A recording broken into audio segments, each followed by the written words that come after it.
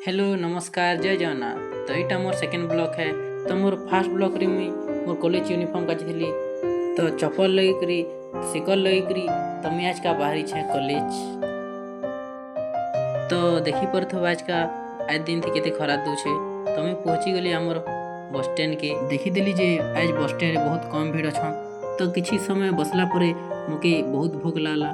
तार मुई बाहरी गली दही बरा खाई। तो दुकान पहुँची कर भाई के पचराली जे दही बरा अच्छे कि से हाँ कहला बोले मुझे कहली जे गोटे प्लेट लगे दियो। तो देखी पार्थो भाई केते स्पीड रे दही बरा मोर लगी लगे दूचे।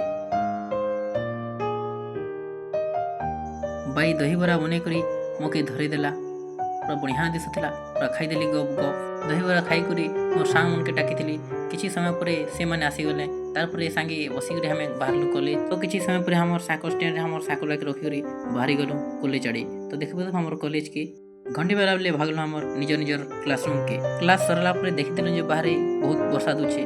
बरसा दे सारला बाद हमें बाहरलु घर जीवार बेले बाटे फिर गे बरसा देला। तो मैं अधा तिहा बिजी गली।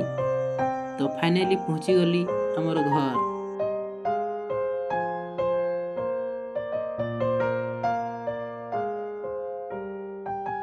तो आज लगे कि जदि वीडियो भल लगे लाइक शेयर सब्सक्राइब कर दब। तो आउटे वीडियो भेट हम टाटा बाय बाय।